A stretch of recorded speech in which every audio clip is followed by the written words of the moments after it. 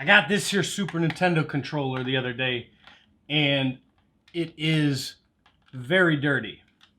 It's very yellow. The buttons are sticky, and I'm gonna clean it. Let's go for a ride. Not really a ride. I'm gonna zoom the camera in and clean this. So, we're gonna need a few things to clean this out first. Alcohol, a rag, some Q-tips, and tools. On my particular Super Nintendo controller, it's actually using a standard Phillips screw. A lot of the newer Nintendo things are going to use their weird, I think they call it a game bit, or it's a tri-wing, whatever you want to call it. This, if we can focus, come on, it's just a standard Phillips. So, that makes things a lot easier if you don't have special tools.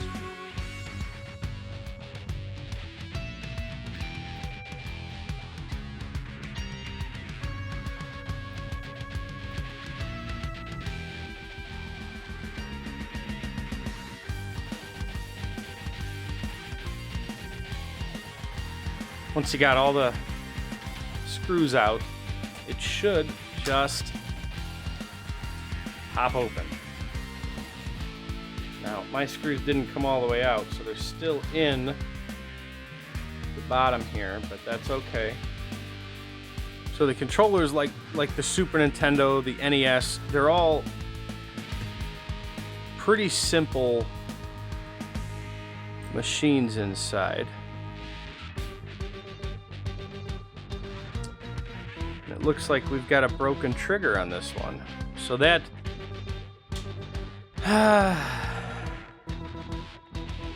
that's not great, but a little bit of super glue, we should be able to get that working again. We'll save that for later. We're gonna take out the board.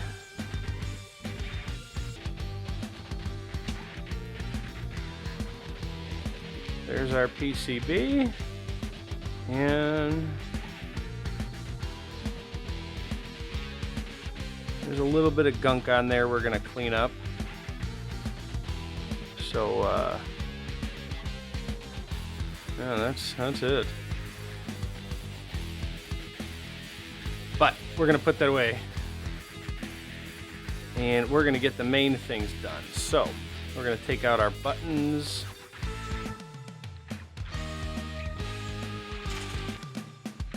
And we're left just the shell of the controller. So for the shell, I mean, it's real easy. You just soak it in alcohol. One, this is going to disinfect anything on there from the past 20 whatever years. And it's going to break up a lot of that old crud. It's going to allow you to get all that stuff off. Pretty relative ease. A lot of it's only there because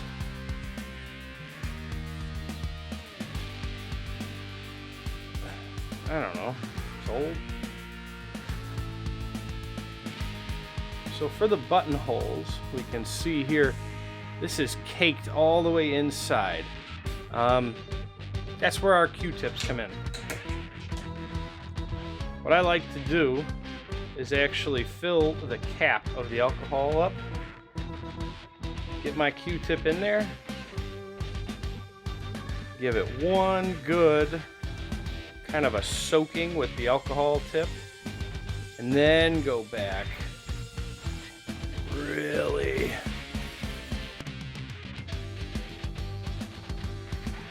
clean it up.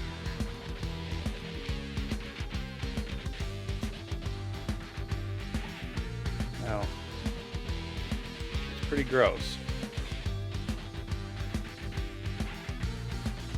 I don't know where this controller's been for the past 20 years, so It's not a bad idea to clean it if you do get a new one, or new to you, I should say. Because God only knows where these things have been sitting for years and years.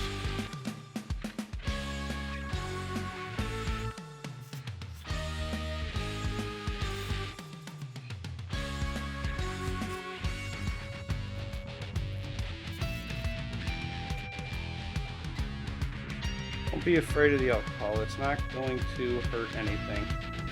Except the gunk and the critters living in here. That's okay. Hopefully there's no critters. Oof. Now I said it and I'm thinking about it. That's not cool.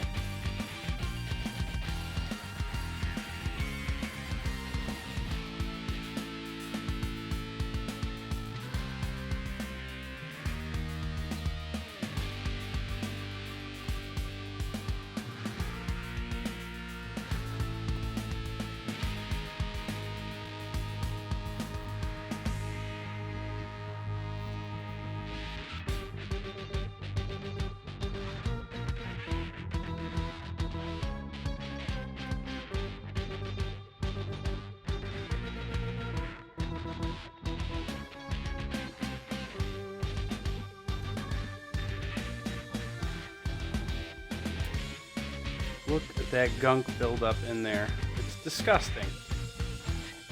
You don't want to play with that. You want a clean, fresh controller, don't you? Look at that. Much better. Oh, we missed some spots though. It's okay.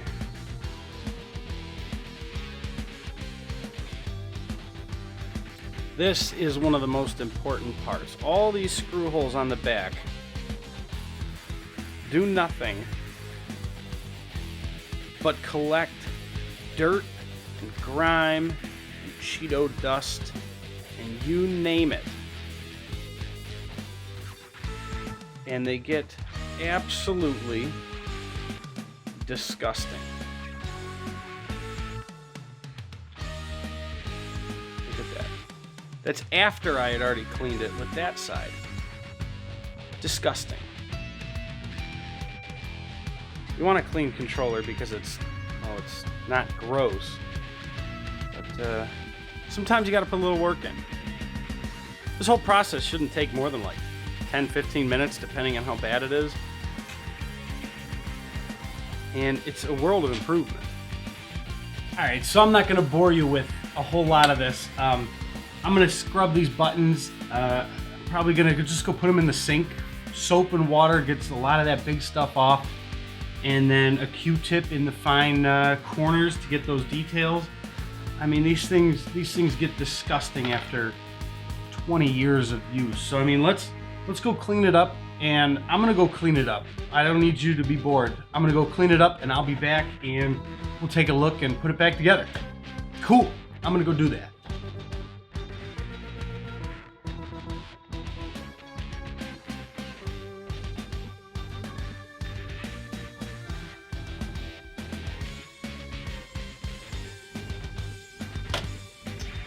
So that is basically it. 5 screws on the back.